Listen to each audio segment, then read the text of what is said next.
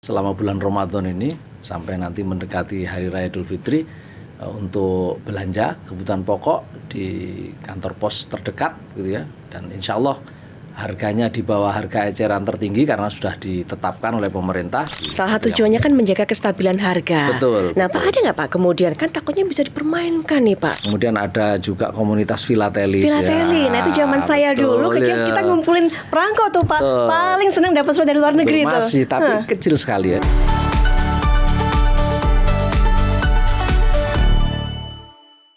Assalamualaikum warahmatullahi wabarakatuh. Halo Sobat BUMN, gimana kabarnya? Gimana juga puasanya? Lancar kan? Pastinya. Nah, ini sudah kita lewati hari demi hari di bulan Ramadan. Kalau zaman saya dulu nih, kalau sudah semakin dekat dengan Lebaran, dulu saya kerjaannya ngabuburit, saya pergi ke toko buku, saya cari beragam kartu ucapan Lebaran, beli yang banyak, buat guru, buat teman, buat gebetan, gitu kan. Bawa pulang ke rumah, nulis kemudian ucapan-ucapan selamat Idul Fitri, ya kan, dengan berbagai kata-kata mutiara. Setelah itu ke kantor pos, beragam kartu bertumpuk-tumpuk itu dikirim lewat kartu pos supaya sampai ke para penerima. Dan Sobat BUMN ketika dapat kartu lebaran balasan, senengnya minta ampun. Karena artinya banyak juga nih teman-teman yang perhatian.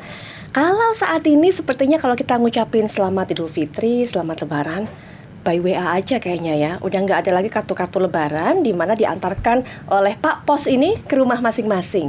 Lalu apa ya kemudian tugas dari Pos di masa bulan Ramadan ini? Harus tahu BUMN dan juga masyarakat semuanya bahwa ternyata Pos Indonesia ini punya peranan yang besar, terutama di bulan Ramadan ini, termasuk juga membuat semuanya yang saat ini sedang puasa dan juga Lebaran nanti bisa menikmati beragam bahan pangan dengan tenang, stok tercukupi dan harganya bersahabat. Nah, mau tahu informasinya? Anda ada di jalur yang tepat karena saya sudah bersama dengan Direktur Utama Pos Indonesia, Pak Faisal Rohmat Jumadi. Assalamualaikum warahmatullahi wabarakatuh. Pak Faisal, gimana kabarnya? Baik Mbak Putri.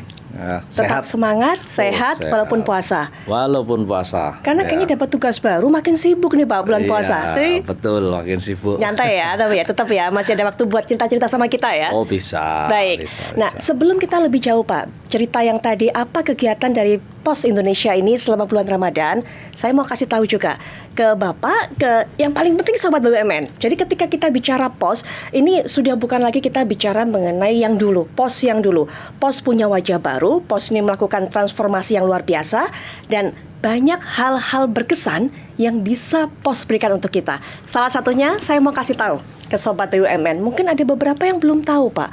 Karena buat saya yang diberikan oleh Pos ini kemarin Pak dapat souvenir waktu mengunjungi Pos di Bandung, ini sangat terkesan karena ini dia. Ketika dibuka, jadi kita sekarang bisa bikin perangko dengan menggunakan foto kita sendiri. Ini namanya Prisma. Ya, perangko identitas milik Anda. Perangko identitas milik Anda, singkatnya jadi Prisma. Ini menarik loh Pak, kece banget, gitu jadi kan? Nggak hanya presiden yang bisa muncul di perangko ya. Itu dia. Ya, jadi kita pun bisa jadi presiden. Dulu kan cuma presiden, cuma pahlawan Pak. Iya, betul. Sekarang semuanya bisa. Ya, sekarang setiap orang pahlawan gitu kan. Pak, ini kalau mau seperti ini bikinnya kemana sih Pak? Jadi datang saja ke kantor pos ini ya yang besar ya di daerah masing-masing. Biasanya di cabang utama itu bisa pesan. Nah, nanti kalau ada yang tersedia di sana material kertas dan printernya, tapi kalau nggak ada biasanya dikirim ke Bandung untuk kita cetak, kemudian kita kirim ke cabang yang di mana teman-teman memesan Prisma ini gitu. Kita fotonya di sana langsung atau bisa harus kirim foto sendiri? Boleh kirim apapun itu. Yang paling cantik, yang paling ganteng, yang paling keren lah pokoknya. Boleh bikin foto sendiri. Nah, pertanyaannya, ini kemudian berlaku resmi nggak sih Pak? Atau resmi, karena kertasnya itu kan dari peruri itu ya. Oke. Jadi itu kertas peruri yang belakangnya sudah ada perekatnya gitu ya. Ya, jadi kalau dikasih air nempel dia. Dan itu hanya Pos yang diberikan hak untuk mencetak perangko. Ya, lisensinya dari Komdigi. Kementerian Komunikasi dan Digital. Ya, Baik, betul. ini hanya salah satu saja dari hal-hal keren yang dikeluarkan oleh POS begitu. Transformasi POS ini luar biasa, Pak. Kalau kita lihat kan sejarah POS itu juga begitu panjang, lebih dari 2 abad, punya pengaruh di masa kemerdekaan. Kemudian kita tahu pentingnya POS zaman dulu. Saya sudah cerita dulu sebagai nganterin surat gitu kan, kita tunggu dulu Pak. Wah, Pak POS kapan sih datangnya? Gitu kan. Kemudian kirim kartu pos dan sebagainya. Tapi POS yang saat ini apa Pak kemudian? Jadi begini, kita sudah melakukan transformasi ya, perubahan. Salah satunya adalah transformasi bisnis yang paling penting. Jadi kita portofolio POS Indonesia, jadi portofolio bisnis POS Indonesia sekarang sudah bergeser. Nomor 1 logistik, ya, logistik bisnis. Bahkan logistik bisnis ini end of 2024 kontribusinya sudah 48% gitu. Baru portofolio bisnis kedua kita menyebutnya CEP, Courier Express Parcel, ya. Oke. Jadi ngirim parcel, ngirim ya apapun lah ya, kiriman dari marketplace itu kita kategorikan CEP ya, Courier Express Parcel. Dokumen termasuk. Nah, itu kontribusinya sekarang 27%. Kontribusi bisnis ya. Kemudian portofolio bisnis ketiga namanya Financial Service Inclusion. Jadi financial service non bank. Jadi target marketnya itu financial service non bank gitu ya. Ini sekarang kontribusinya sekitar 13%. Dan yang terakhir property service business ya.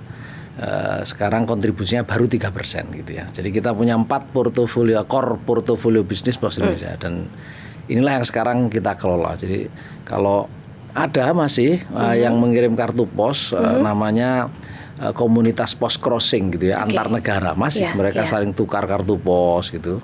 Kemudian ada juga komunitas filatelis. Filateli, nah itu zaman saya dulu kita ngumpulin perangko tuh Pak. Paling senang dapat surat dari luar negeri itu. Masih, tapi kecil sekali ya, karena sekarang sudah bergeser. Bukan sebagai pengiriman pesan ya, atau mengirimkan informasi, tapi lebih ke jadi collectible items gitu ya. Jadi kartu posnya cantik-cantik, kemudian perangkonya juga materialnya nggak hanya dari kertas ya, dari plastik, bahkan ada dari emas. Ya, stem sekarang itu ya, jadi macam-macam. Bahkan kami sudah tahun 2023 yang lalu kita meluncurkan NFT stamp, jadi digital stamp. Jadi twin stamp ya, jadi ada physicalnya dan ada digitalnya, sehingga bisa ditransaksikan. Jadi kalau digital stamp dia punya serial numbers ya. Jadi pemilik stamp itu unik gitu, kayak punya barang yang unik yang serinya hanya satu seperti mata uang gitu ya, yang tidak bisa dikloning kalau kira-kira. Value-nya besar ya Pak itu Pak? Ya, karena dicetak secara terbatas, kemudian ditransaksikan antar negara, jadi naik terus itu value-nya. Baik. Ya itu jadi sekarang sudah geser portofolio.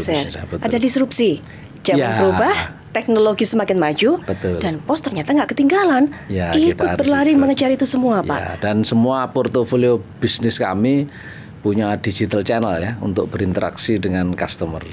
Karena hari ini semua customer lebih senang bertransaksi melalui digital channel. Jadi kita menyebutnya portofolio kami seluruhnya berbasis platform gitu. Baik. Nah, melihat ada perubahan ini Pak, disrupsi ini. Ketika Bapak datang menjabat sebagai direktur utama, ngerasa tantangannya cukup besar ya Pak ya. Kayaknya saya jadi ingat dengan bukunya yang diluncurkan. Thriving on Turbulence.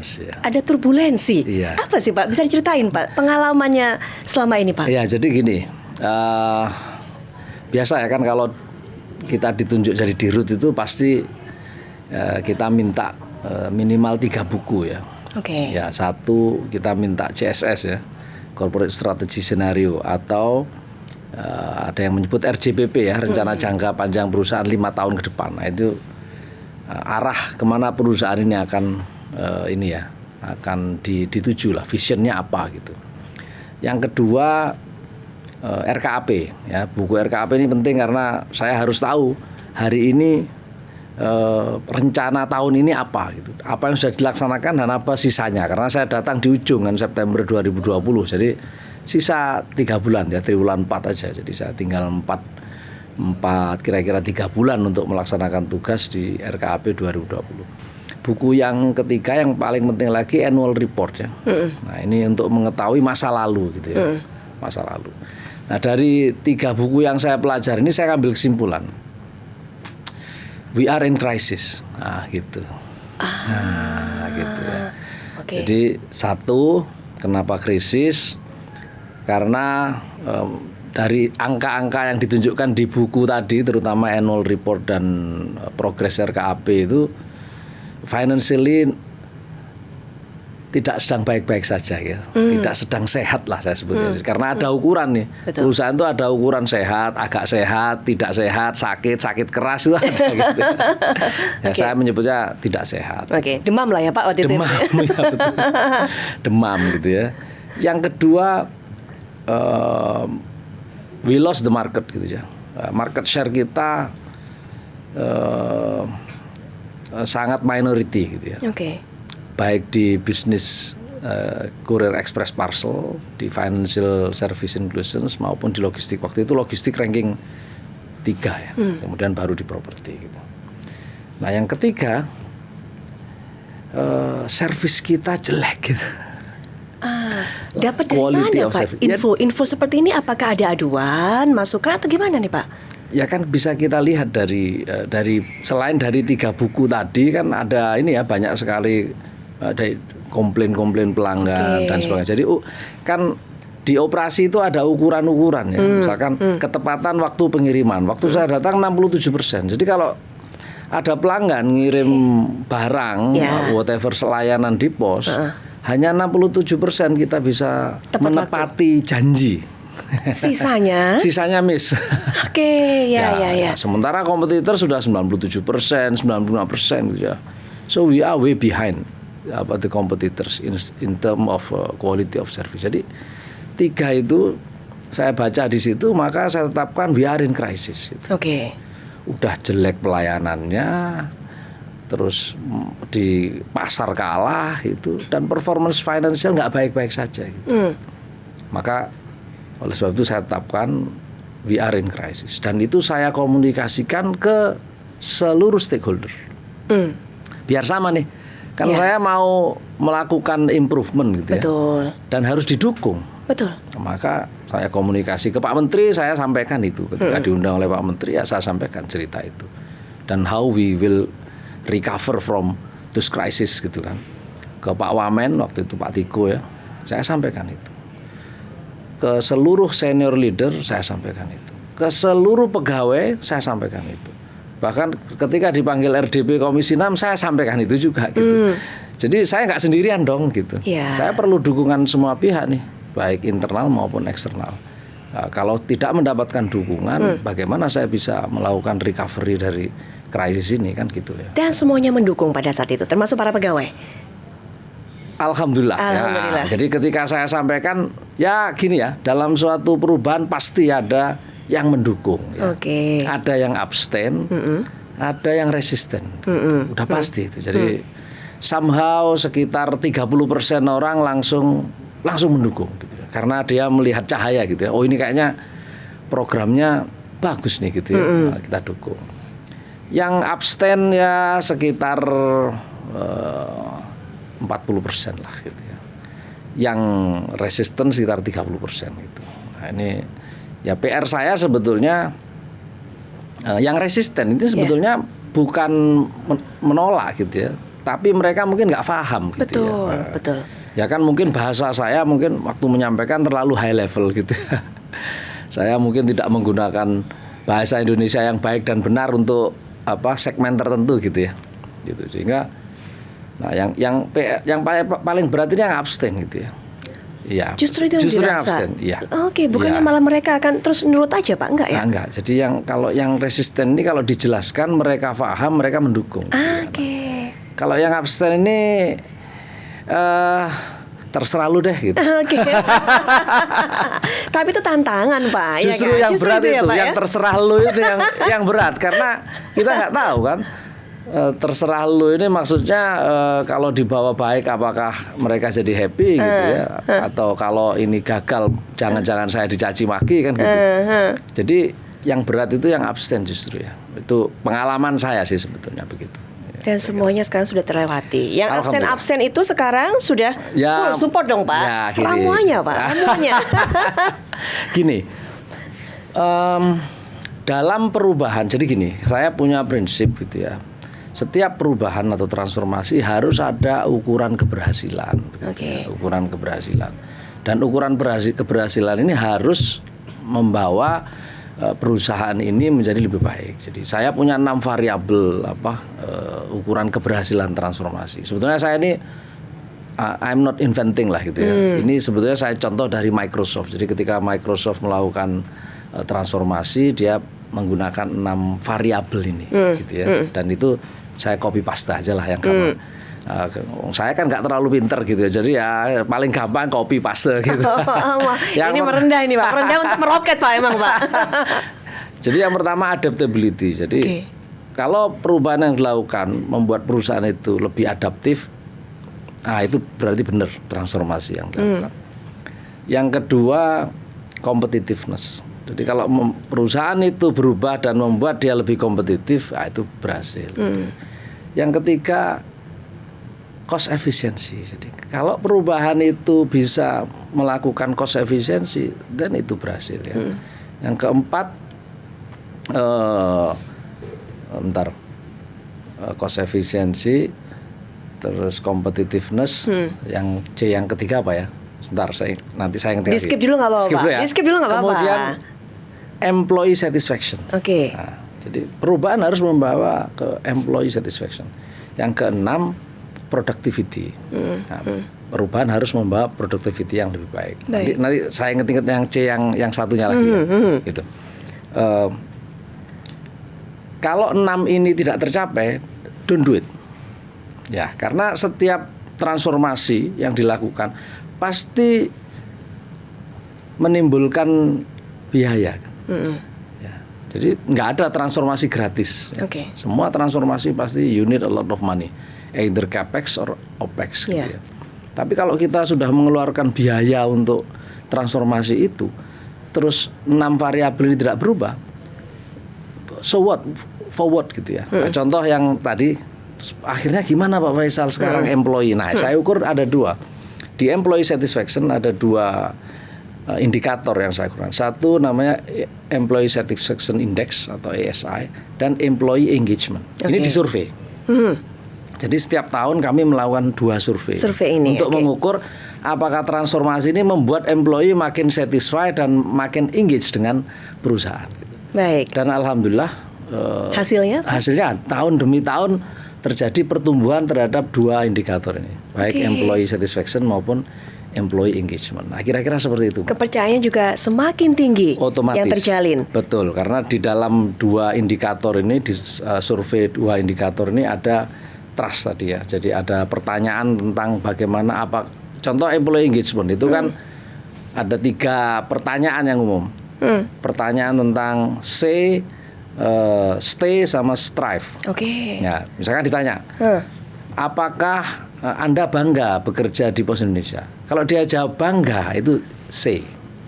Jadi dia baru mengatakan dia bangga. Gitu. Kalau Anda misalkan ditawari perusahaan kompetitor dengan gaji 2 kali lipat, apakah Anda pindah? Pindah kan? Ya. Berarti nilai godaannya gitu Pak. Nilai stay-nya jadi turun kan. Nah, tapi kalau dia jawab enggak, walaupun ditawari 2 kali lipat, saya masih pengen kerja di pos. Wah, itu berarti naik kan namanya. Ya, nilai stay. Yang ketiga misalnya gini. Apakah Anda mau going extra miles, misalkan masih ada pekerjaan Anda jam 6 belum selesai, apakah Anda jam 5 pulang atau Anda lanjutkan sampai jam 6 selesai? Kalau dia jawab, oke, saya akan selesaikan pekerjaan mau sampai malam juga. Wah, itu strive-nya tinggi gitu nilainya. Tapi kalau besok kan masih ada waktu, Pak. Strive-nya rendah. Kalau masih ada besok ngapain hari ini? Nah, itu biasanya gitu, Pak. Nah, jadi pertanyaan-pertanyaan dalam survei itu kita bisa tahu bahwa ternyata karyawan ini engagement-nya tinggi. Artinya trust dengan perubahan yang dilakukan oleh perusahaan. Sehingga engagement-nya tinggi. Kalau karyawan yang punya engagement tinggi dengan perusahaan, wah ini aset ini. Yang karyawan seperti ini yang harus kita pertahankan, kita promosikan, kita nurture, kita berikan pelatihan, kita berikan kesempatan, exposure ya untuk dia karirnya lebih baik. Nah itu. Atau ada pendekatan pribadi Pak yang Pak Faisal lakukan kepada mereka sehingga tadi itu mau digaji 3 kali lipat, 4 kali lipat, enggak, di pos aja Pak. Lurus Pak. Begini ya, jadi agak sulit ya, karena waktu saya datang jumlah karyawan plus itu 21.000 gitu. Wow. Jadi itu se-Indonesia. Se-Indonesia. Oke. Betul. Jadi kan nggak bisa ya saya melakukan pendekatan pribadi gitu ya. Yang bisa saya lakukan, saya mencoba membentuk teamwork. Nah gitu. Jadi begini, teamwork yang paling dekat dengan saya adalah BOD kan, direksi kan. Jadi kami bertujuh. Ya, itulah teamwork saya yang paling utama. Saya harus punya teamwork yang solid, yang bisa tadi secara kaskading nanti menggerakkan karyawan di bawah kendali dia gitu ya. Jadi BOD, kalau BOD ya nanti dia punya BOD -1, dia akan membentuk tim BOD -1, BOD -1 akan membentuk tim BOD -2 dan seterusnya gitu, berjenjang kaskading gitu ya. Betul. Jadi yang saya bisa lakukan adalah melakukan pendekatan atau membentuk teamwork yang solid di circle saya. Yang paling kecil ya BOD aja gitu. Ya, apa yang saya lakukan dengan melakukan, saya menyebutnya transparansi. Jadi bahwa semua keputusan harus square gitu, harus bulat. Jadi karena keputusan direksi itu kan kolegial. Ya. Saya tanda tangan keputusan direksi itu sebenarnya atas nama direksi kan, bukan keinginan saya sendiri, bukan pribadi kan, karena atas nama direksi. Maka saya harus pastikan setiap keputusan strategis yang dibuat perusahaan harus bulat. Ya. Saya menjaga betul supaya tidak ada dissenting opinion gitu ya. Ya, karena bahaya nih kalau ada keputusan strategis terus satu saja tidak setuju, benar, out of 7, dan itu ada dalam catatan, lah ini bahaya gitu ya. Kenapa dia tidak setuju? Karena boleh ya dalam undang-undang PT itu boleh, diperbolehkan itu bahwa kita membuat dissenting opinion boleh yang berbeda gitu ya, tentu dengan alasan. Nah itu yang saya jaga. Jadi kita buka semua di atas meja, why-nya kita jelaskan kenapa keputusannya harus dibuat, dan itu harus square. Jadi saya tidak mau satupun dissenting opinion, dan itu saya jaga selama hampir 5 tahun. Ya, sehingga keputusannya bulat, dan kalau sudah bulat ya harus dilaksanakan, keluar dari ruangan do it gitu ya, sesuai dengan kewenangan masing-masing. Nah itulah membuat trust. Jadi mereka trust dengan saya, ya, tim saya trust dengan saya trust dengan mereka. Nah, trust ini sebetulnya yang menimbulkan, otomatis mereka akan lakukan secara berjenjang kan. Jadi trust inilah yang kalau sudah antara atasan bawahan itu trust, wah itu luar biasa Mbak. Itu apa saja selesai itu. Mau badai, mau apa, mau pandemi corona juga pandemi, yang bikin susah, semua jasa logistik semua selesai. Bisa terlewati. Betul. Jadi benar Pak, yang katanya badai pasti berlalu, benar dong Pak? Oh betul itu. Itu ya kan? Betul itu. Jadi semua pengalaman Pak Faisal dikristalisasi di buku Thriving on Turbulence itu, dan bisa melewati turbulensinya dengan alhamdulillah. Ya, saya bisa melewati, tapi kan cobaan pasti ada, selalu ada. Cobaan selalu ada Pak. Iya, betul. Jadi kan naik kelas terus Pak. Ujian terus naik kelas terus ya kan. Betul. Jadi memang yang sulit itu melakukan perubahan pada saat krisis ya. Itu sulit. Karena saya agak ekstrim, saya menyebutnya hidup atau mati. Ya kan. Jadi kalau pada saat krisis, kalau perubahan yang kita lakukan tidak membawa dampak tadi yang saya bilang tadi, ya dia mati aja. Game over, bisa-bisa perusahaan bangkrut kan gitu ya. Baik. Tapi kalau dia berhasil lah, dia survive. Ini kan sulit ya. Jadi nggak banyak pilihan. Baik. Makanya selalu saya bilang ke teman-teman, nah mumpung sekarang sudah perusahaan sehat gitu ya, mulai sehat, ayo kita teruskan lakukan perubahan gitu ya. Mumpung sehat, karena kalau sedang sehat kan punya uang ya kan. Enak Pak, mau ngapain aja. Ide itu ada terus. Jadi bisa bisa melakukan inovasi. Betul. Nah, kalau saya Inovasinya apa?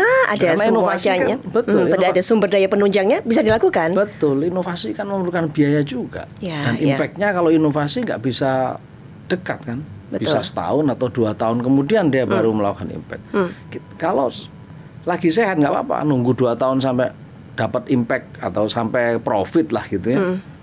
Kita masih punya napas gitu ya. Tapi kalau dari krisis kita nggak sulit melakukan inovasi yang dampaknya panjang. Karena dalam keadaan krisis cuma satu gamenya, selesaikan pain point.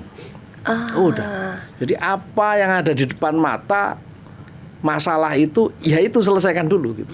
Jangan berpikir memikirkan setahun depan, 2 tahun depan, terlalu panjang. Pain point, jadi saya selalu tekankan, masing-masing orang harus berpikir apa pain pointnya, itulah selesaikan. Itu selesaikan dulu. Jadi sense of urgency itu penting dalam keadaan krisis. Nah, itu. Kita ini belum ngomongin yang intinya ngapain pos di Ramadan, tapi semuanya dapat daging, Pak. Ini semua ilmu, ya kan? Ini kalau kuliah ber-SKS, bersemester-semester 4 KKS, ini hanya diselesaikan dalam berapa menit saja kita dapat ilmu dari Pak Faisal. Baru daging semua pokoknya nih. Kalau yang mau bisnis, mau transformasi perusahaannya, Pak Faisal udah kasih pesan-pesan, ya kan?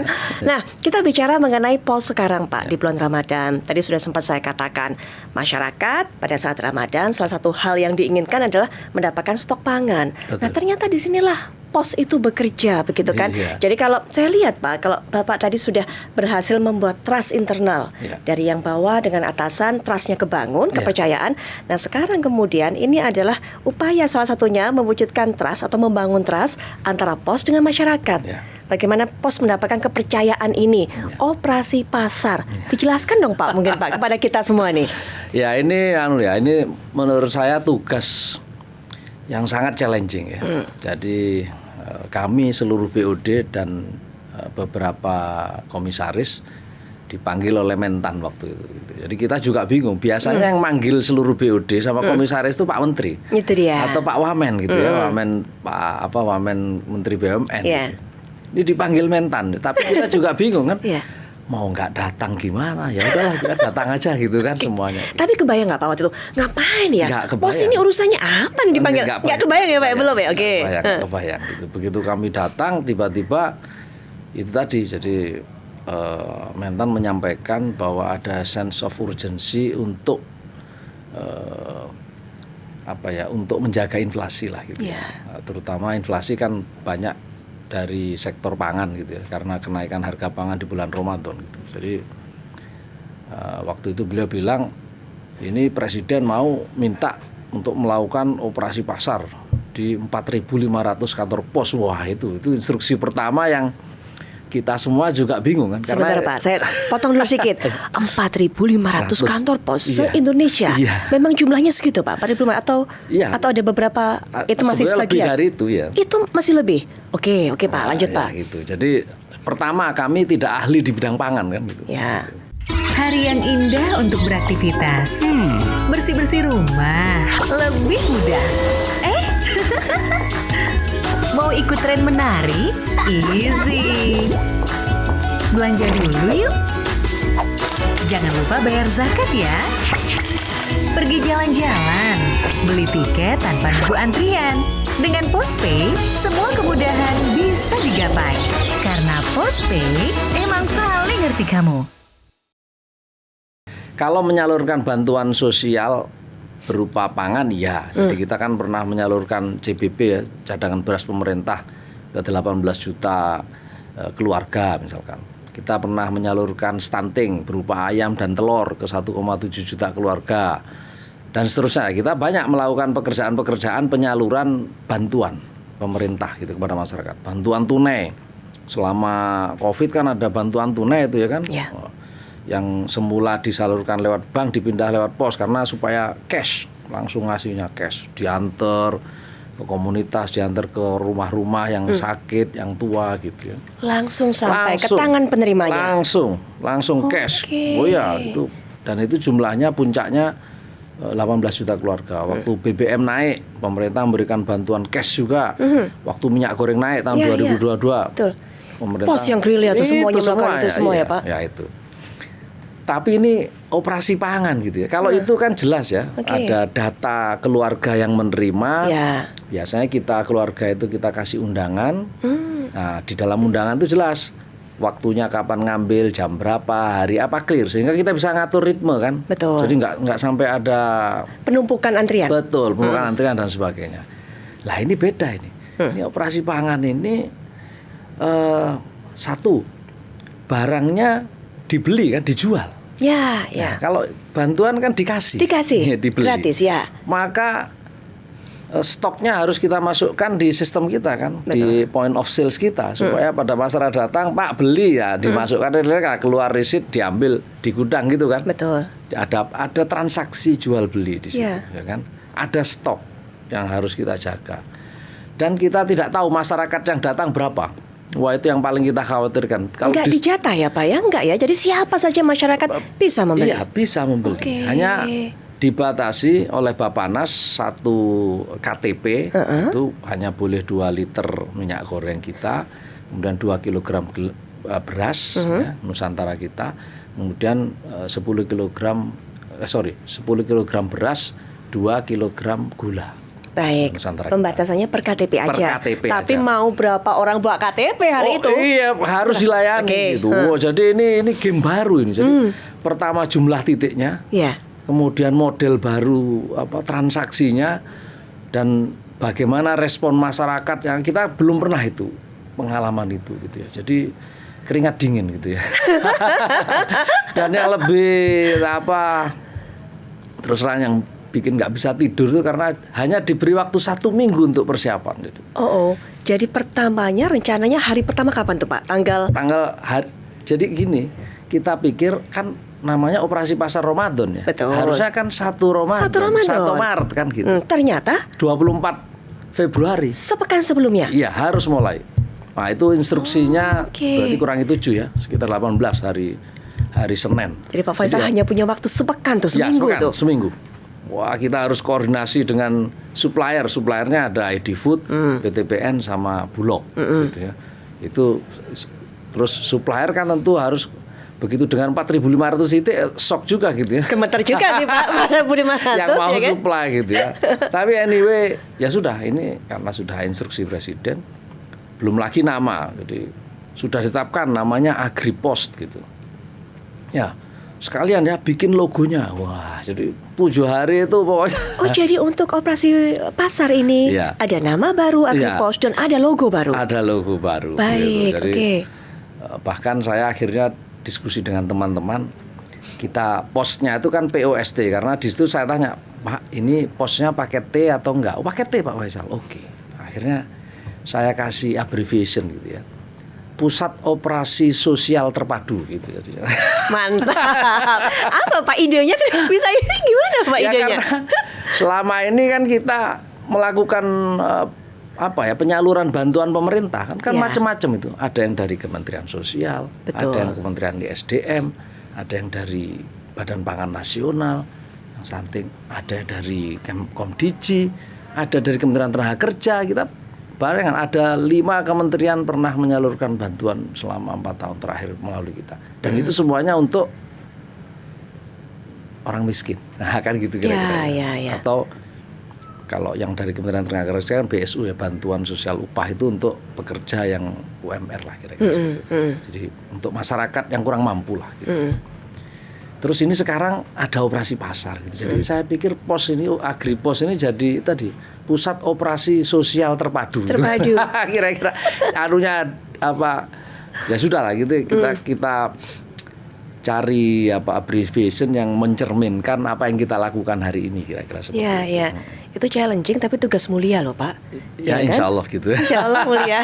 Sudah mulia sekali. Ya, nah betul. itu kemudian Pak ketika tanggal 24 hari pelaksanaan pertama itu langsung Pak semua di 4.500 titik itu atau bertahap dulu seperti apa? Betul, tidak mungkin Pak.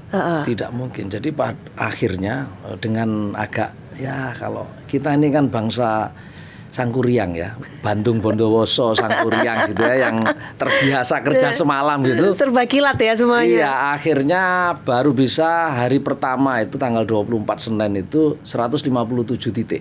157 di Pulau Jawa saja? Di Jawa, kota? Sumatera. Jawa dan Ya, Sumatera. tapi Oke. 90% di Jawa. Oke, baik. Setelah 15 hari ini sudah 1.374 sekarang. Nah, jadi sudah tiap hari Bertambah. bertambah ya kan. Karena apa? Kita kan harus ini ya PO ke supplier dalam hal ini Menteri BUMN Pangan. Betul. Ya Bulog, kan? Edifood tadi Betul, semuanya. kita harus PO. Kemudian PO-nya juga harus tentukan kan titik kita ngambilkah dari gudang atau mereka ngedrop di cabang kita dan seterusnya. Ini kan harus ada mekanisme gitu ya. Jadi tidak bisa sehari misalkan PO 1.000 langsung nggak bisa, Pak.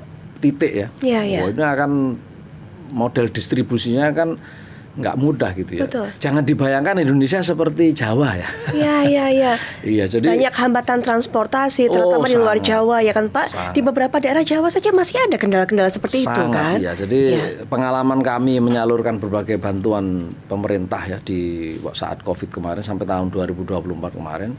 Itu kalau di ujung-ujung 3T itu kita bawa beras itu sewa sampan.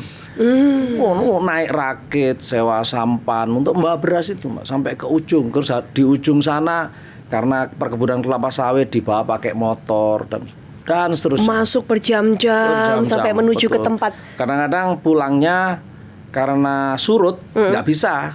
Nggak bisa langsung pulang. Nunggu Nginep dulu dulu air sambil- pasang ya, nunggu air pasang. Begitu Wah, itu tantangan. pengorbanannya. Ya belum yang di Papua. Betul. Ada yang pernah di Sandra juga teman-teman kita ya Serius, Pak? ya di Apa Pak? Boleh berbagi cerita nggak Pak? Gimana nih Pak? ya jadi ini cerita lah ya agak heroik sedikit gitu. Oh iya biar kita tahu, biar semuanya juga perlu tahu loh Pak. Iya, Bagaimana iya. yang dilakukan oleh POS itu untuk bisa menyampaikan ini ke masyarakat Indonesia. Iya ya. Karena ini cerita sudah selesai, jadi boleh saya ceritakan gitu ya. Kalau belum selesai nggak boleh diceritakan. Jadi saat itu teman-teman harus mengirimkan bantuan cash tunai ke Papua Pegunungan lah gitu. Gitu. Jadi kan sudah ada daftarnya ya yang diberi gitu ya. Nah, ketika sampai di tujuan kan mereka naik pesawat Twin Otter yang kecil itu ke sana karena memang itu satu-satunya moda transportasi. Jadi sampai sana kita memang bekerja sama dengan gereja. Jadi kita titik kumpulnya itu di gereja gitu. Nah, kita bekerja sama dengan pendeta setempat karena mereka adalah pemuka agama yang disegani kan gitu. Nah, ternyata misalkan gini ya. Ini ilustrasi. Daftar yang diberi 100 gitu. Ya. Yang datang 300. 3 kali lipatnya. 3 kali lipat. Dan semua minta dapat rata. Masa cuma 100 lah, yang 200 gimana gitu. Padahal tugas kami tidak boleh menyerahkan uang cash ini. Betul. Uang cash itu kan diserahkan pertama diminta KTP sama KK ya kan. Nanti kalau cocok KTP KK sama orang, kalaupun bukan KTP-nya minimal dia mewakili KK-nya itu, terus difoto dengan uangnya kan gitu cara merekam bantuan cash itu. Baik. Lah kalau 100 berarti 200 nggak cocok dengan daftar gimana gitu. Dan mereka semua sudah datang, sudah Sudah kumpul. datang. Dan petugas kami 3 orang tidak boleh pergi sebelum uangnya dibagi rata semua gitu. Wah itu di Sandra 3 hari itu ya. 3 hari. Iya 3 hari nggak kita juga nggak tahu gimana solusinya gitu. Alhamdulillah akhirnya waktu itu yang memberikan tugas akhirnya sudah bikin ada berita acara, ya, diserahkan aja ke Bapak Pendeta uangnya, biar Bapak Pendeta yang membagikan. Beliau kan tahu caranya karena beliau adalah pemuka agama. Betul. Ya, sangat disegani, kemudian juga dihormati gitu ya. Udah yang penting bikin berita acara kejadiannya seperti ini, baru dilepas. Nah gitu. Jadi dinamika di lapangan itu Wah, ini seperti menarik ya Pak ya, Iya. bahwa ternyata tidak semudah itu loh Iya. memberikan bantuan, Oh, iya. apalagi sekarang kemudian ada operasi pasar, nggak semudah itu, Nggak semudah banyak itu. kemudian Iya. yang harus dilalui, bukan sekedar panas kepanasan, hujan kehujanan, bukan seperti itu, tapi nyawa pun dipertaruhkan kalau kayak gini Iya, Pak. menarik, lucu-lucu lah ya ceritanya. Misalkan bantuan CBP beras gitu ya. Ada yang orang berhak menerima nggak mau ngambil. Karena kan berasnya itu pulen ya. Berasnya kan beras premium itu sebetulnya. Betul, Yang betul. dibagikan beras premium bagi orang Jawa. Beras pulen itu yang beras yang paling enak kan Betul, gitu. sepakat Tapi- Pak, sebagai ya semua kan? orang Jawa sepakat Iya. ini saya. Tapi ada di Indonesia ini di wilayah tertentu nggak suka Mbak beras bulan. Berasnya pro ya, apa ya? Pro itu. Iya, apa ya Pak ya? Lebih keras apa ya gitu ya? Pro itu yang tidak terlalu berair. Pro ya. Iya gitu. Jadi nggak mau ngambil. Ya sudah saya tanda tangani sebagai apa? Ya saya terima, tapi saya emang nggak mau ngambil berasnya. Karena nggak mau makan beras pulen gitu. Nah, gitu. Nah, akhirnya lah masa ini beras ini ada di kantor kita kan, ini beras ini kan sudah harusnya tersalurkan. Ya sudah akhirnya bikin berita acara dengan kepala desa, Pak Kepala Desa ini silahkan, ini beras ini sudah sebetulnya sudah diterima gitu. Betul. Tapi nggak mau bawa pulang gitu ya, sudah sama bikin berita acara, kepala desanya ya akhirnya yang secara bijak gitu ya, dengan wisdomnya, local wisdom dia bagikan entah kepada siapa gitu. Tapi intinya sudah diterima. Nah, yang ya lucu-lucu gitu ya kira-kira. Menarik, lucu, banyak cerita, banyak nangisnya juga kayaknya Pak. Kalau kayak gitu mungkin ya. Itu banyak cobanya. Nah, hal-hal seperti ini Pak, apakah juga terjadi selama setengah bulan lebih ini Pak? Di operasi pangan ya? Betul, di operasi pangan ini Pak. Gini, alhamdulillah so far gitu ya, kita karena kerjasama dengan aparat penegak hukum, dengan kepolisian, jadi di Opsar ini ada ditunjuk Satgas khusus, ya, ditunjuk oleh Kementerian Pangan, Kemenko Pangan, Satgas yang dari Polri gitu ya, untuk tadi mencegah kalau ada penumpukan, terus mengatasi masyarakat. Kalau misalnya gini, yang datang 100, stok tinggal 50, wah kan ribut ini. Nah, ini harus di apa? Tadi kami dibantu oleh aparat penegak hukum supaya mentertibkan lah ya. Kalau memang sudah habis ya mohon besok gitu kan. Ya kan kita karena nggak bisa memprediksi Mbak. Betul. Berapa yang datang gitu. Berapa yang datang, kebutuhannya mereka yang apa gitu ya Pak ya. Betul. Nyimpen stok terlalu banyak juga beresiko. Betul. Ya kan hama ya kan. Iya. Terus berarti kan Pak setiap pos ini kemudian yang mendistribusikan tersebut, menjual bahan pangan tersebut harus punya seperti cold storage, harus punya itu gimana dok? Nah jadi betul, salah satunya kan ada daging kerbau, kemudian daging ayam gitu ya. Memang harus ada ya seperti freezer gitu ya. Betul, tempat penyimpanan itu. Tempat penyimpanan kayak es krim itu kan. Betul. Apakah sudah punya Pak pos sebelumnya? Nah gini, kebetulan ada sebagian kantor kita punya, karena kita pernah menyalurkan program stunting kan, berupa ayam karkas dan telur. Jadi tadi lemari es untuk yang ayam karkas yang masih ada itu kita pakai. Tapi kalau yang nggak ada kita dibantu berdikari. Jadi berdikari yang menyediakan daging kalau nggak ada freezernya itu sekaligus mereka menyiapkan itu. Berarti kendalanya kan selama tantangannya yang dihadapi adalah bagaimana memanage masyarakat yang datang ini Pak. Sudah ada kuncinya, sudah terbantu. Masyarakat mereka kebanyakan tertib ya Pak, mau taat aturan ya sejauh ini ya. Jadi kita sediakan di beberapa tempat, kalau memang banyak kita sediakan tenda, terus kita sediakan kursi, jadi untuk antrian biar tertib gitu ya. Baik. Jadi kan polanya mereka datang ke loket-loket kita, kemudian memesan bahan pokok yang dijual di situ, di display, kemudian mendapatkan risit, dari risit itu dibawa ke gudang kita di belakang gitu. Ada yang di samping, ada yang di belakang untuk ngambil barang gitu. Untuk ngambil barangnya. Kadang-kadang kan terjadi melebihi kapasitas loket, ya kita siapkan tenda tambahan, extension dan kursi, sehingga masyarakat ya nunggu tapi supaya nggak berdiri, karena kalau berdiri ini mudah emosi kan. Puasa Pak soalnya Pak. Puasa minum nggak bisa, ya nyamil nggak bisa. Betul. Bikin pengen marah Pak kalau ada kata ngantrinya kelamaan. Ya, ada jumlah SDM juga Pak yang mungkin harus ditingkatkan pada saat itu. Jadi untuk gini, sebetulnya kan loket kita ini sudah ya hari-hari sudah beroperasi, bahkan Sabtu Minggu juga beroperasi, walaupun tidak semuanya ya, tapi Sabtu Minggu di loket-loket besar nambah barang yang atau jasa yang barang yang dijual, biasanya jasa, ini barang kali ini yang dijual. Jadi kita tidak secara spesifik menambah petugas kecuali yang besar-besar. Kita ada KCU, kantor cabang utama, ada kantor cabang, ada kantor cabang pembantu. Jadi biasanya kalau yang di KCU dan KC itu yang kita tambah petugasnya, karena memang itu kota-kota besar penduduknya banyak itu. Tapi kalau yang di KCP biasanya tidak kita tambah biasanya. Dari petugas yang ada aja sudah cukup. Sudah cukup. Pak Faisal, mungkin masih ada di antara yang nonton YouTube kita ini, Sobat BUMN ataupun juga masyarakat yang masih ternyata baru dapat informasi ini. Jadi mungkin untuk bisa memastikan ini semua kantor pos ada ya Pak ya? Langsung saja ke sana. Sampai hari ini sudah 1.375, tapi akan bertambah terus. Mudah-mudahan kita kan 36 hari ya. Jadi dari tanggal 24 Februari sampai nanti 29 sampai 6 sampai berapa? 28 enggak? Sampai Lebaran plus ya. Enggak sih 28 ya betul. Sampai 28 Maret. Sampai 28 Maret. Sampai waktu masak opor itu berarti Pak. Jadi masih betul. bisa. Pas masak opor bisa ke kantor pos. Itu hari terakhir 28 Maret. 28 Maret. Oke, berarti itu masih bisa.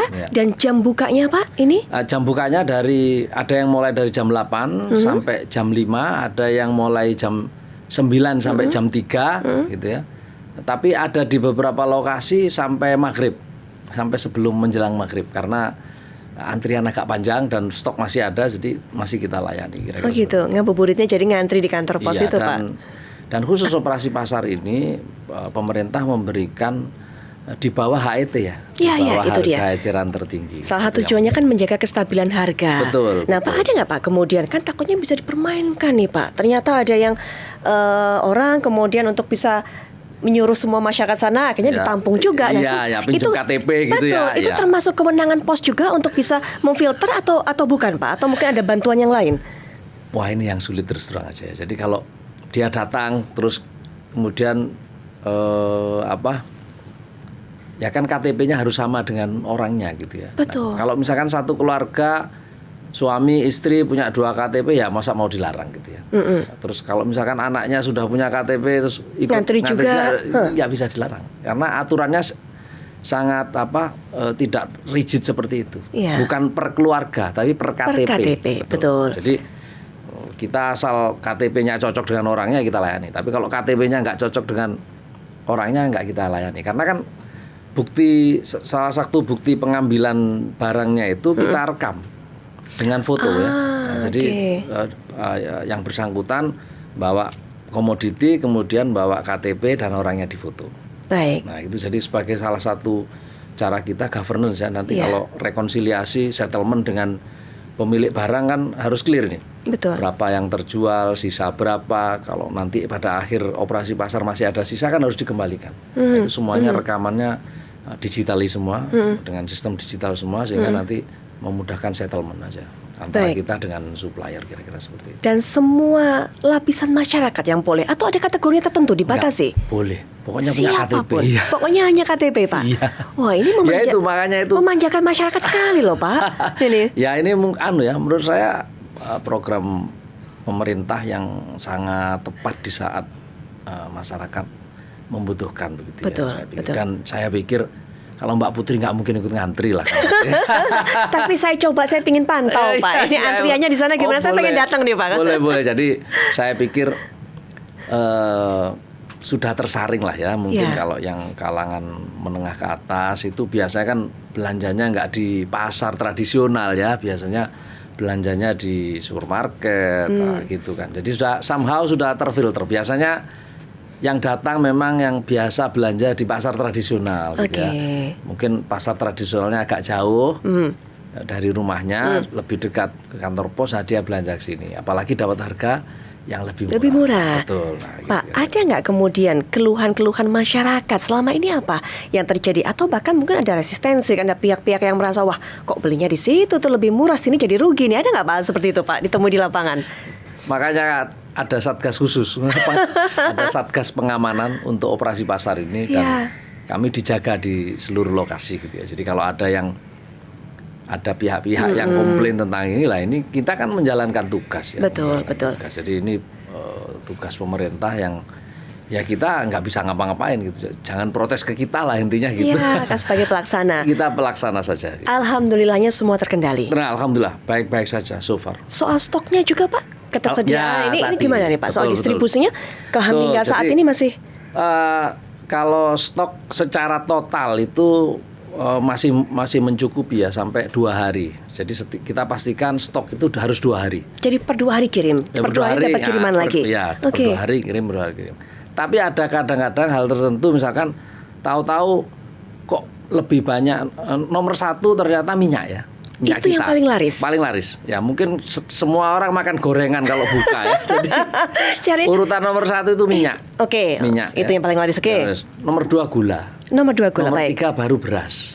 Baru yang keempat yang lain-lain ya, daging kerbau, terus daging ayam, terus ada bawang putih, bawang merah, cabai gitu ya. Sampai cabai, bawang putih, bawang merah ada juga ya, Pak ya? Ada juga. Ya gitu. Jadi itu termasuk yang ada dalam komoditas. Nah, itu tadi kadang-kadang minyak kitanya yang paling banyak kita sudah pikir 2 hari ternyata habis gitu kan. Dengan jadi cepat. Ya terpaksa kita harus koordinasi dengan kalau minyak kita itu kan dari Bulog dan dari ID Food. Betul. Jadi kita langsung cepet-cepet order. Nambah, Tapi kan ordernya hari ini mungkin nggak langsung diantar dia kan nggak langsung ya. Betul. Mungkin ada yang kita ngambil ke gudang mereka, ada yang mereka ngantar ke tempat kita gitu. Tapi nggak pernah sampai terus ngomel itu nggak ada kan ya Pak ya? Kemudian masyarakat kena tahu-tahu minyaknya udah habis duluan. Ya mohon maaf gitu, terpaksa kita menyampaikan Bu kembali besok ya gitu. Nah, gitu. Tapi biasanya mereka kan nggak belanja satu komoditas ya. Yang lain-lain juga. Betul. Tapi memang minyak memang paling laris minyak. Yang paling laris ya. Karena orang Indonesia nggak bisa kalau nggak makan gorengan gitu kan. Dan menurut survei Pak, memang ketika ada bulan Ramadan puasa ini semakin banyak orang jual gorengan. Ya, nah itu tuh Pak kayaknya. Pendapatan mereka juga bertambah berkali lipat. Gorengan is the best. Kalau buka puasa. Iya. Hati-hati kolesterol harusnya. Ini kampanyenya gitu Pak berarti Pak. Di sama hati-hati kolesterol. Gak apa-apa ya puasa. Pak. Ya, sudah dibakar ya. Nah, boleh ditambah lagi. Oke. Rasa itu ya. Iya. Apa Pak yang disampaikan oleh masyarakat mungkin kepada pos ini karena merasa terbantu, merasa dapat pertolongan yang luar biasa, membantu mereka mendapatkan stok pangan. Ada nggak suara-suara dari mereka, apresiasi dari mereka untuk pos? Sebetulnya bukan untuk pos ya. Kalau Mbak Putri lihat testimoni masyarakat yang disampaikan itu mereka malah terima kasih Bapak Presiden kalau bisa operasi pasarnya dilanjutkan. Nah, gitu ya. Deg-degan lagi. Iya. Deg-degan lagi. Iya, itu disampaikan. Terima kasih Pak Menteri gitu ya. Menteri BUMN, Menteri Pertanian, Menteri Kepala Bappenas. Ucapan terima kasih itu lebih banyak justru ditujukan kepada pemerintah ya yang telah operasi pasar gitu. Ucapan terima kasih tujukan pemerintah, Presiden karena memang ini kebijakan dari beliau, keinginan beliau. Betul. Tapi pos ada di garda terdepan untuk mewujudkan ini semua. Jadi kalau ini namanya Astacita, pos ini sudah menjadi yang terdepan untuk mewujudkannya. Ya, ketahanan pangan. Ketahanan pangan. Ini melakukannya luar biasa. Melihat testimoni itu semua, Pak. Apa yang Bapak rasakan? Apa yang teman-teman di pos dirasakan? Walaupun nggak terselip terima kasih posnya, ternyata, tapi apa Pak yang merasa dirasakan? Ya kita sebagai insan pos, kita menyebutnya insan pos. Insan pos, oke. Karyawan, direksi semua itu sebetulnya insan pos. Insan pos bangga ya ikut dalam terlibat dalam operasi pasar ini yang memberikan dampak yang luas kepada masyarakat itu. Dan tadi sebenarnya kita juga sempat ketika masyarakat bilang Pak kalau bisa opsar ini dilanjutkan. Nah itu kita kemudian seminggu yang lalu kita coba membuat konsep ya benchmark. Benchmark di India. Apa yang ada di sana? Jadi di India ini operasi pasar ini bukan musiman ya, tapi ini jadi kebijakan pemerintah. Jadi di India itu ada namanya PDS. PDS itu semacam pusat, semacam retailer yang ditunjuk oleh pemerintah, retailer yang ditunjuk oleh pemerintah untuk melakukan memberikan bantuan atau operasi pasar kepada masyarakat tertentu, targeted gitu ya, yang mungkin ada kategori sangat miskin, agak miskin, hampir miskin gitu ya. Nah itu beda-beda. Nah di sana pemerintah memberikan kupon kepada masyarakat tadi. Ada yang diskon 25% untuk komoditi tertentu, ada yang 50%, ada yang 75%, bahkan ada yang diberikan gratis atau diskon 100%. berdasarkan kupon yang diterima. Misalkan saya dapat diskon 25% beras, 50% minyak, 100% susu dan seterusnya gitu. Nah, Ya, mereka kategori masyarakat beda-beda. Betul, Tergantung tadi ya. kemampuan mereka tadi Betul itu. tadi ya, di kategori sangat miskin, agak miskin, hampir miskin gitu ya. Nah, itu pemerintah sudah punya, India itu sudah punya kategori itu dan diberikan kupon. Sehingga masyarakat yang mendapatkan kupon tadi tinggal datang ke PDS itu. Yang jumlahnya kalau di India puluhan ribu Mbak itu. Mbak. Puluhan ribu, kalau nggak salah 37.000 ya PDS itu Oke. di seluruh India. Mereka tinggal datang ke PDS, menukarkan kupon, dapat komoditi sesuai dengan kupon itu. Dan itu ya sudah mulai kalau nggak salah ya tahun 84 itu. Oh, sudah cukup lama mereka, Lama, Pak. betul. Nah, jadi waktu itu akhirnya kita coba pikirkan kalau memang seperti, jadi kita buatkan konsep model seperti PDS tapi di Pos Indonesia Pos. sebagai PDS. Mengadopsi hal seperti itu. Mengadopsi hal itu. Seandainya itu oleh pemerintah Indonesia mau dilanjutkan, mungkin Ya. modelnya kira-kira ya akan kira-kira benchmark ke India itu yang menurut Yang saya paling mendekati yang untuk paling bisa dilakukan. mendekati. Dan struktur masyarakatnya mirip ya. Iya, Ya kan iya. tadi sangat miskin, agak miskin, Betul. hampir miskin. Nah, kira-kira seperti itu. Nah, gitu, Pak. Jadi luar biasa. Iya. Ini artinya kita bisa tahu lagi pos ini mendengarkan apa keinginan, apa kebutuhan masyarakat. Jadi ketika kemudian masyarakat komennya adalah Pak Presiden, lagi dong Pak Presiden, operasi seperti ini. Pos ternyata sudah beberapa step jauh ke depan sudah mengkonsepnya. Jadi Iya. Pak Presiden pos bisa melakukannya dengan baik. Iya. Ya Luar kan, biasa. kan dipercaya oleh presiden kan harus ini ya. Amanah ini, ya, Pak. Amanah betul. Jadi ini tidak setiap tahun akan dapat kepercayaan besar seperti itu. Insya Allah ladang pahala di bulan Ramadan. Amin. Untuk Selain pahala semuanya. juga ya mesti ada bisnisnya kan. Itu dia.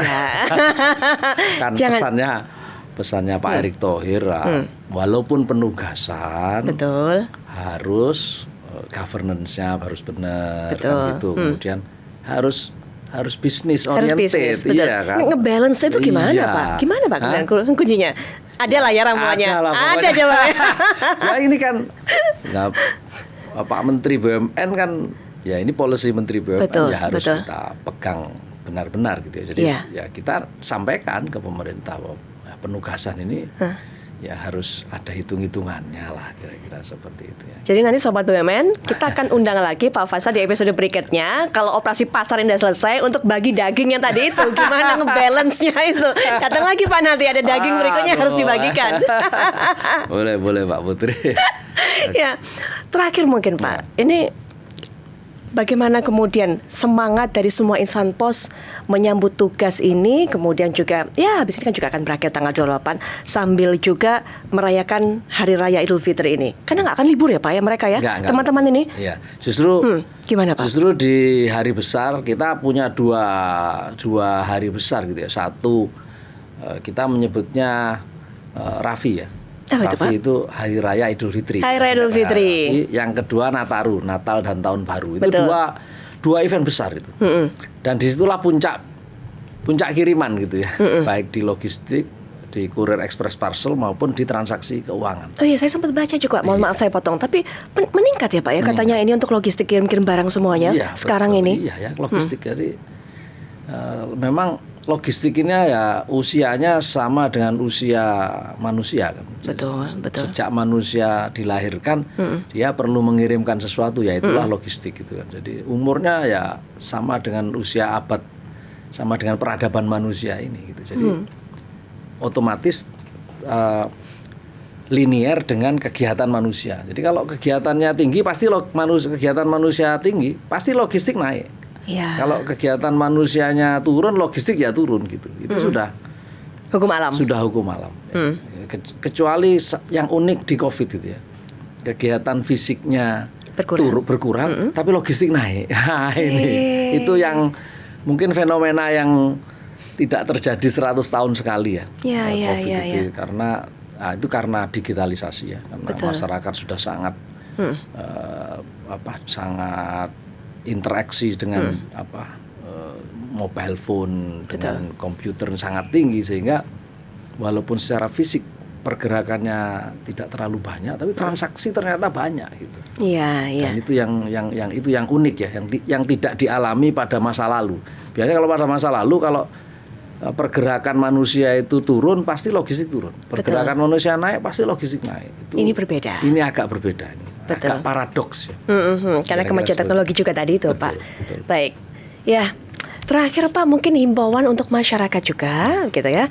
Bagaimana manfaatkan hari-hari yang tersisa ini untuk bisa mungkin pergi ke pos belanja tadi segala macam kebutuhan pangan begitu Pak. Ya, jadi pada masyarakat silahkan selama bulan Ramadan ini sampai nanti mendekati Hari Raya Idul Fitri untuk belanja kebutuhan pokok di kantor pos terdekat gitu ya. Dan insya Allah harganya di bawah harga eceran tertinggi karena sudah ditetapkan oleh pemerintah. Untuk membantu masyarakat biar beribadah selama Ramadan lebih khusyuk karena bisa masak apa saja dengan harga terjangkau dan nanti masih ada sisa THR Idul Fitri ya gitu. Jadi nggak semua THR untuk membeli bahan pokok gitu ya. Bisa untuk jalan-jalan, bisa untuk merayakan Idul Fitri bersama keluarga. Saya rasa itu Mbak Putri. Iya, jadi jangan lupa juga ini semua sobat BUMN masyarakat yang beli berasnya tadi, minyaknya, ayamnya di kantor pos pas liburan Lebaran itu kirim-kirimlah opornya ke para petugas ya. Karena kan dilayani oleh para petugas gitu kan. Pak Faisal, terima kasih kehadirannya, terima kasih sudah berbagi cerita dengan kami. Saya salut sekali, saya yakin ini juga dirasakan oleh masyarakat. Salut betul, pengorbanan, dedikasi, kontribusi yang luar biasa yang dilakukan oleh insan pos bahkan hingga saat ini saat mendapatkan tugas amanah baru di masa Ramadan. Nah Pak, kalau saya ini kan udah dapat hadiah nih dari pos nih pada saat itu datang ke pos di Bandung. Saya juga mau kasih hadiah untuk Pak Faisal. Nah, ini ada kenang-kenangan sudah disiapkan. Ini lebih ganteng dari orangnya ini, Mbak. Sama cakepnya kok, Pak.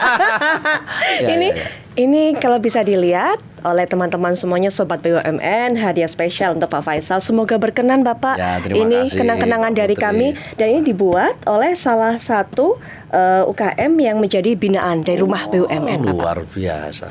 Baik, silakan diterima Bapak. Ya, terima kasih Mbak Semoga Putri. berkenan. Ya, waduh, ini luar biasa ini. Baik. Ya. Terima kasih Mbak Putri. Ya sama-sama Pak. Kami yang terima kasih Bapak menyempatkan untuk hadir di sini, kasih informasi, kasih literasi ke masyarakat. Semoga di hari yang tersisa ini menjalankan operasi pasar sukses Pak semuanya. Nggak ada lagi yang namanya chaos karena semua sudah terkontrol, antrian semuanya, termasuk stok-stoknya juga. Dan masyarakat ini bisa menjalani bulan Ramadan, kemudian juga Lebaran dengan tenang dan menyenangkan. Terima kasih Pak Faisal. Terima kasih Mbak Putri. Ya, dan cerita dari Pak Faisal tadi sekaligus juga menutup perbincangan kita di BUMN Unleashed. Sekarang setelah nonton, matikan handphonenya, matikan YouTube Anda, langsung ke kantor pos, cepet-cepet belanja, jangan sampai kehabisan. Saya Putri Villa pamit, kita akan jumpa lagi di episode berikutnya di BUMN Unleashed. Wassalamualaikum warahmatullahi wabarakatuh. Waalaikumsalam.